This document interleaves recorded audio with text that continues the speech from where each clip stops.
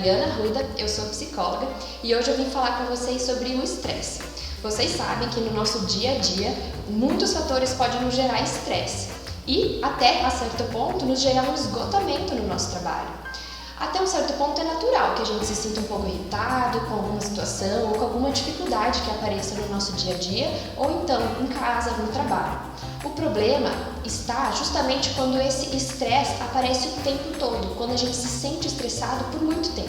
Isso prejudica a nossa produtividade, também prejudica os nossos relacionamentos com as outras pessoas e o nosso próprio bem-estar. O que cada um entende como uma situação que vai gerar estresse é bem diferente. Vai depender muito da nossa história de vida e das nossas experiências que a gente teve. Mas a gente pode identificar os efeitos e os sintomas que o estresse pode causar no nosso dia a dia.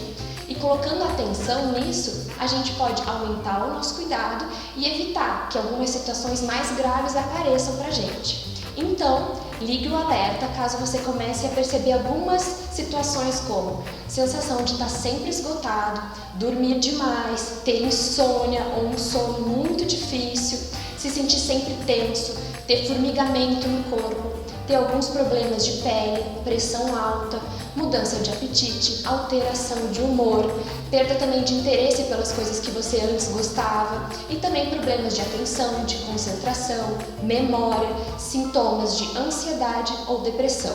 E se você perceber que está sofrendo com algum desses sintomas, procure ajuda de um médico ou de um psicólogo. Bom, a gente está vendo que o estresse pode aparecer no nosso dia a dia, mas como é que a gente pode diminuir esse estresse? A melhor forma de combater o estresse é entender o que me gera estresse. Então, comece a perceber quais são as situações em que você fica nesse estado de alerta, que você se sente mais irritado, que você tem uma sensação de medo, uma sensação de perigo.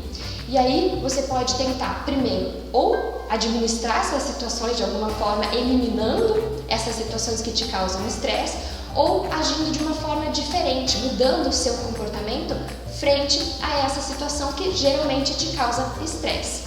Além disso, é fundamental que a gente cuide da nossa saúde e do nosso corpo para que a gente sempre se sinta bem, que o nosso corpo se sinta pleno e funcionando perfeitamente. Então, tente dormir bem, tenha uma alimentação saudável, faça atividades físicas e busque sempre ter momentos de prazer e relaxamento na sua agenda.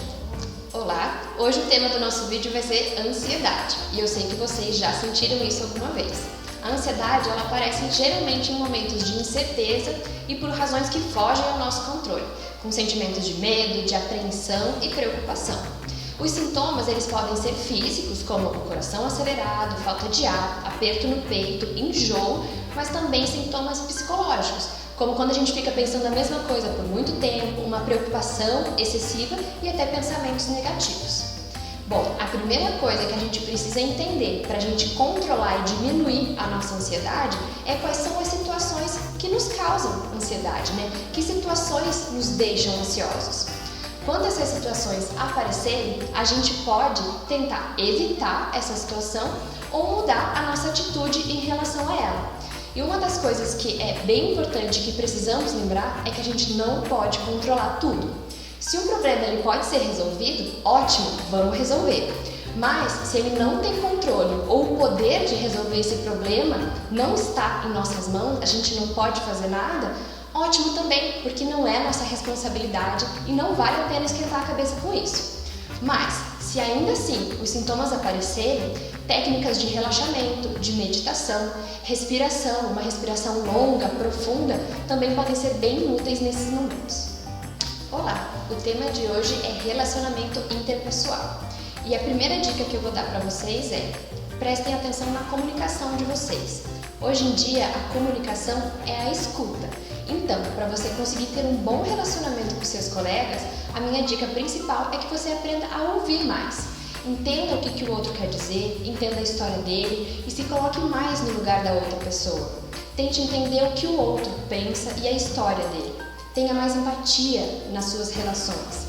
E para que a gente consiga também se conectar com a outra pessoa, a gente precisa tentar se colocar não como perfeito, mas como alguém que tem emoções, pessoas que têm dificuldades e que tem também imperfeições. Por isso, é importante a gente se conhecer e saber reconhecer e lidar com as nossas emoções. E aí sim a gente vai conseguir, ou pelo menos tentar, reconhecer e lidar com as emoções do outro das nossas relações. Por isso, é importante ter inteligência emocional. Mas, se por um acaso aparecer algum problema com o seu colega de trabalho, a gente também pode usar a comunicação, porque todo e qualquer problema ele só pode ser resolvido se ele for falado. Por isso, a conversa é sempre a melhor saída. Você precisa expor para o outro o que está acontecendo e como você está se sentindo em relação àquele problema, e também propor uma forma de solução para aquele conflito entre vocês. E da mesma forma, ouvir o que o outro tem a dizer, ouvir como ele se sente, ouvir qual que é a forma que ele enxerga o problema, porque pode ser muito diferente daquilo que você enxerga. E só assim vocês vão poder pensar uma forma de solução que seja bom para os dois. Mas se isso não for possível, se vocês não conseguirem encontrar essa solução, peçam ajuda do chefe de vocês ou do líder para que ele possa mediar esse conflito. Olá! Hoje nós vamos falar um pouquinho sobre como a gente pode envolver os nossos funcionários para que ele possa trabalhar em determinada tarefa ou atividade. Primeiramente, a gente precisa entender que um grupo ele só é um grupo de fato se existe algo que une as pessoas naquele grupo. No nosso trabalho, por exemplo, pode ser o fato de que todos estão empregados numa mesma empresa. Mas para que um grupo funcione bem, é importante que haja um elo a mais que apenas o fato de trabalharem todos juntos. Então, é preciso que esse elo seja o objetivo em comum daquele grupo. Se cada um tem um objetivo ou um motivo diferente, não há uma união de fato. A cooperação só vai aparecer quando todos nós entendermos o nosso papel dentro daquele grupo, quando fica claro qual que é o objetivo a ser atingido, qual a importância desse objetivo para cada um que está ali e para a empresa em que eu estou trabalhando. Olá! O que será que se espera de um bom profissional e de um bom líder? É sobre isso que vamos falar hoje. Atualmente, o que se espera de um profissional é que ele não tenha apenas as qualidades técnicas para desempenhar aquela função, mas que ele também tenha habilidades tanto de comportamento quanto emocionais.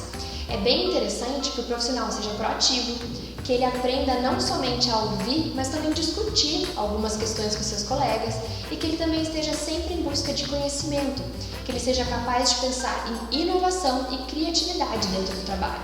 E também, claro, que ele seja um bom líder, que ele saiba resolver problemas, tenha flexibilidade e inteligência emocional. E aí você pode estar me perguntando, e quais são as características de um bom líder? Bom, o bom líder, ele também tem muito conhecimento técnico, claro, mas ele também tem muita inteligência emocional. Um bom líder, ele sabe se comunicar, ele sabe transmitir a mensagem de uma forma clara e coerente. Ele também tem um ótimo relacionamento com todos. Ele conhece os integrantes da sua equipe e ele sabe lidar da melhor maneira com cada um deles. Ele é ótimo em evitar os conflitos, mas também sabe mediar soluções quando precisa. Ele também está sempre buscando atualizações, conhecimento, para melhorar não somente a si mesmo, mas também o seu local de trabalho. E principalmente, o líder é aquele que precisa ser o exemplo para os seus liderados. Ele precisa sempre inspirar as pessoas. Olá! Hoje a gente vai falar sobre como tomar boas decisões. Boa decisão é aquela decisão que é tomada de forma consciente, ou seja, é aquela que é pensada e que não é tomada de forma impulsiva. Para tomar uma boa decisão, é preciso ver a situação como um todo, ampliar a nossa visão e a nossa perspectiva. Por isso, antes de agir, é preciso que a gente reflita e se questione. Qual que é a situação que está em jogo? Qual que é a questão que eu preciso resolver? Quais os caminhos que eu posso tomar? Será que tem uma outra solução que eu ainda não pensei, que eu ainda não coloquei como hipótese? A minha decisão pode interferir em quem? De que forma? O que pode dar errado? O que pode dar certo? Para as boas decisões, a minha dica é bem simples. Pare, reflita, observe e só então acione. Olá! No vídeo de hoje vamos falar um pouquinho sobre o bem-estar no nosso trabalho. Ter um ambiente saudável para a gente trabalhar, além de melhorar a nossa saúde, também faz com que a gente trabalhe mais e mais feliz. Por isso, aqui estão algumas dicas para você ter essa rotina um pouquinho mais gostosa. Primeiro, tenha uma agenda organizada. Cumpra os seus horários, nem mais, nem menos. E reserve dentro da sua agenda um tempo para fazer aquilo que você gosta, para você poder relaxar. Também tenha objetivos diários, para você trabalhar com mais assertividade e também ter um pouquinho mais de satisfação quando você vê que as suas metas estão sendo concluídas. Também tenha bons relacionamentos. Avalie quais são os tipos de relacionamentos que são mais gratificantes para você. E também avalie possíveis conflitos. E, se tiver algum conflito de relacionamento, também tente resolvê-los.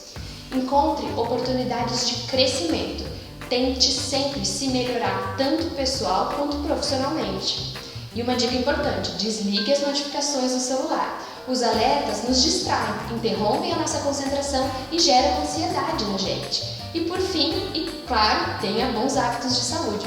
Faça alguma atividade física, regule seu sono, durma bem por tempo suficiente, alimente-se bem de forma saudável, não pule refeições e hidrate-se.